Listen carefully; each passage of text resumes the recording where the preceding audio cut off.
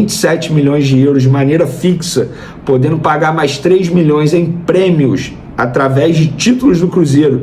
Se o Cruzeiro conquistar a Copa do Brasil, Libertadores, Campeonato Brasileiro, Copa Mundial de Clubes ou Intercontinental, o Zenit tem direito a um valor ali a receber por cada título.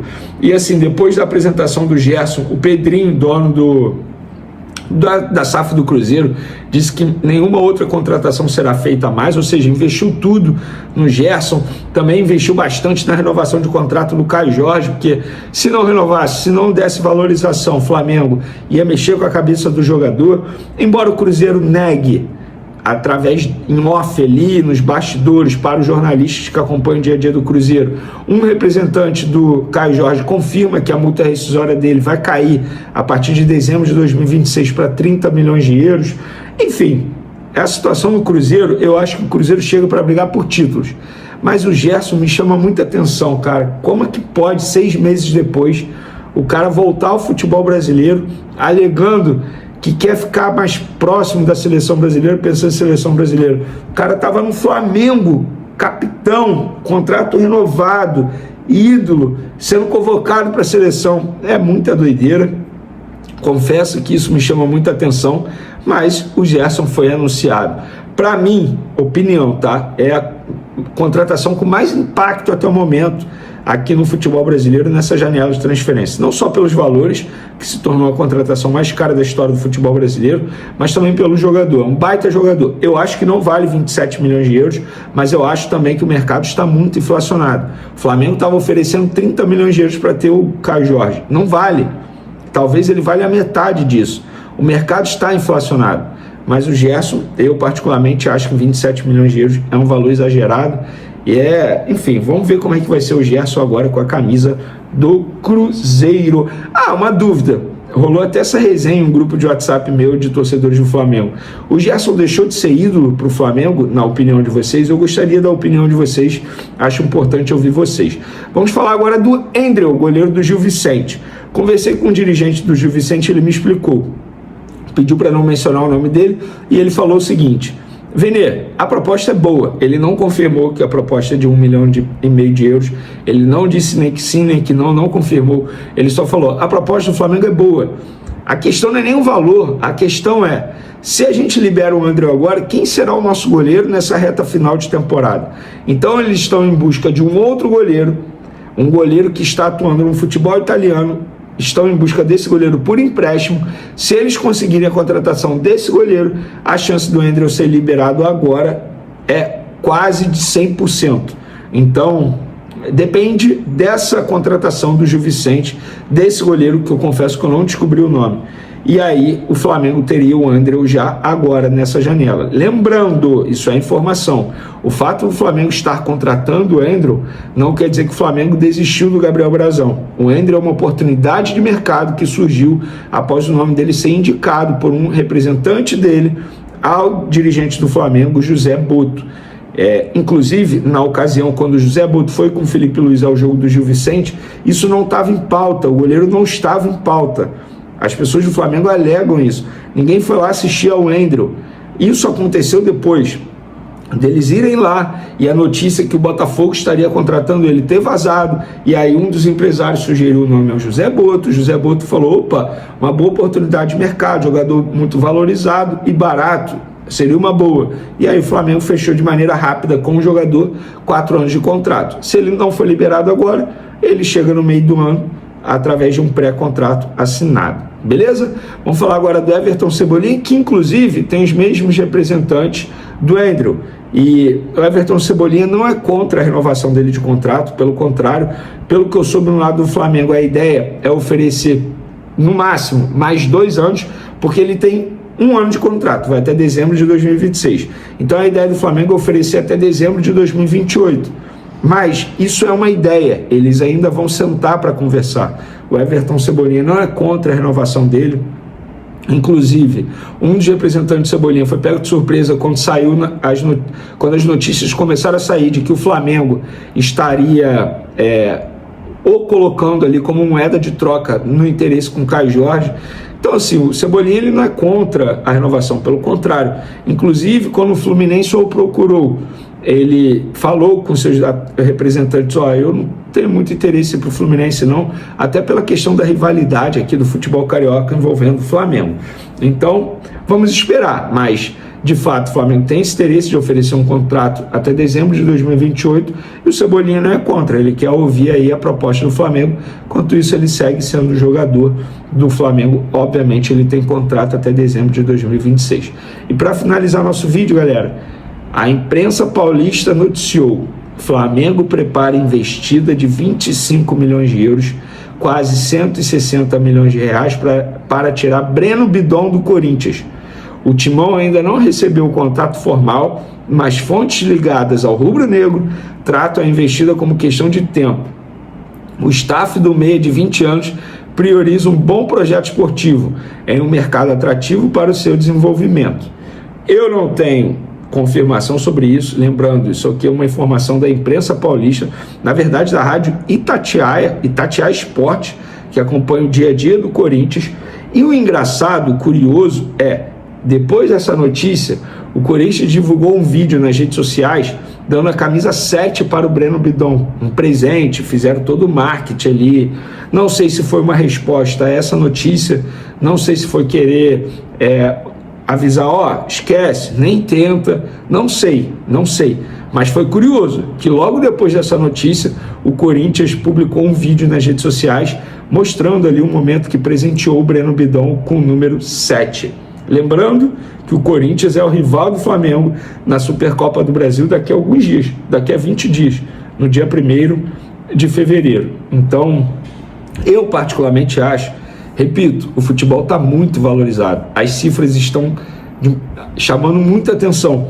Há quem defenda a tese de que uma hora isso vai explodir, a bolha vai explodir, porque de fato parece que está saindo no controle. Gente, Gerson, 27 milhões de euros, jogador de 28 anos que já foi para a Europa várias vezes e voltou, e não decide jogo.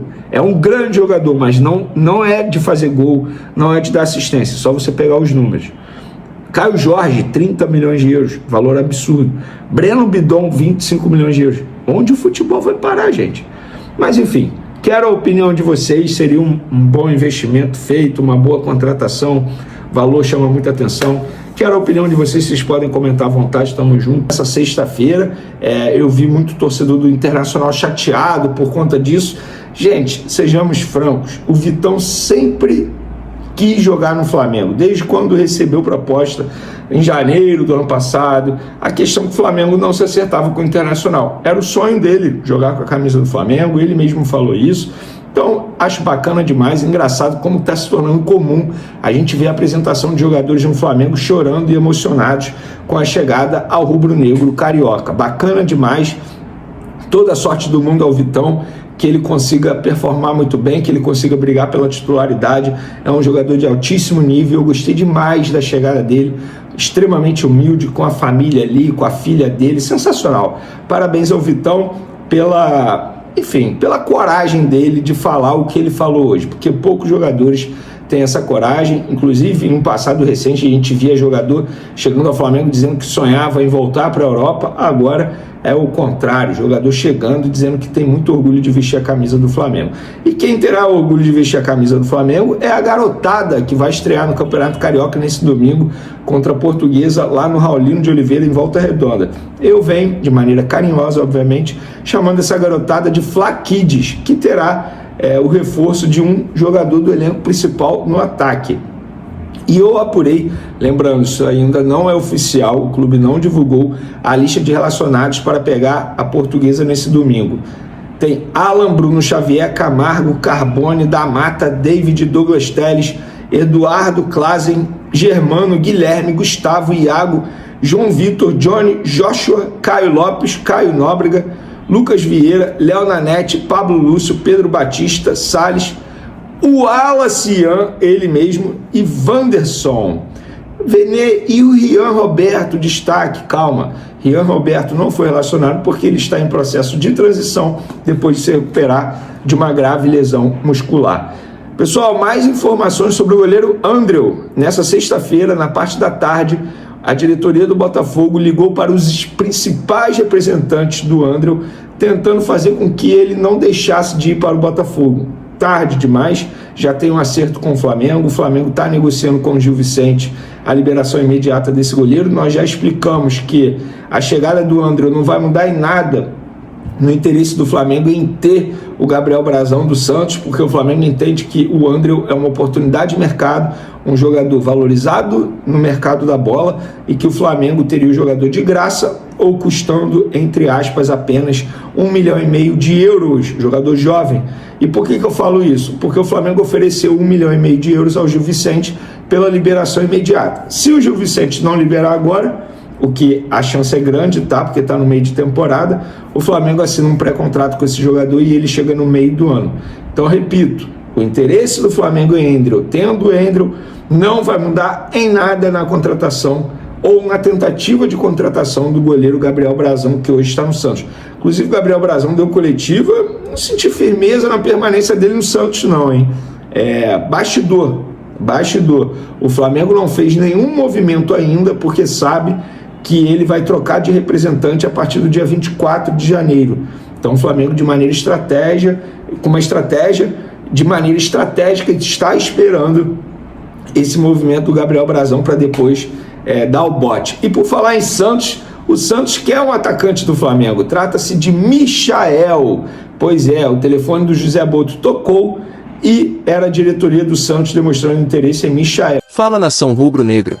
Hoje trago notícias importantes para vocês. O Flamengo está em negociação com o jogador Richarlison e a informação vem do jornalista Antônio Carlos. O atleta demonstrou forte interesse em voltar ao Brasil e, neste momento, o destino mais provável é o Flamengo. A diretoria rubro-negra vê com bons olhos essa possibilidade, principalmente pela experiência internacional do jogador, pela qualidade técnica e pela versatilidade que ele pode oferecer ao elenco, atuando em mais de uma função e trazendo opções importantes para o treinador ao longo da temporada. Richarlison é um jogador conhecido pela entrega em campo, pela intensidade e pela liderança, características que agradam muito à comissão técnica e também à torcida, que sempre cobrará esse comprometimento com o manto sagrado. Nos bastidores, as conversas estão acontecendo de forma cautelosa, com o clube analisando valores, tempo de contrato e condições que sejam viáveis financeiramente, mantendo o equilíbrio do elenco e do planejamento para o restante do ano. O Flamengo entende que a chegada de um jogador desse nível pode fortalecer ainda mais o grupo,